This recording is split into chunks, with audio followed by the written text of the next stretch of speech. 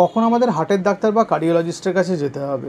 যদি কোনো কারণে হার্টের কোনো লক্ষণ আপনার দেখা যায়, যে বুকে ব্যথা হচ্ছে বা বুক ধড়ফড় করছে বা আপনার হাঁটতে গেলে শ্বাসকষ্ট হচ্ছে, তাহলে কার্ডিওলজিস্টের কাছে যেতে হবে। যদি আপনার ব্লাড প্রেশারের ওষুধ অনেকগুলো চলছে তাও রক্তচাপের আপনি কন্ট্রোল হচ্ছে না, মানে ব্লাড প্রেশার কন্ট্রোল হচ্ছে না, তখন কার্ডিওলজিস্টের কাছে যেতে হবে। বা আপনি হাঁটাচলা করছেন বা চলাফেরা করতে গিয়ে অজ্ঞান হয়ে পড়ে গেলেন, তখন আপনাকে একবার কার্ডিওলজিস্টের কাছে যেতে হবে যে হার্টের কোনো গোলমাল হচ্ছে কিনা সেটা খুঁজে বার করার জন্য।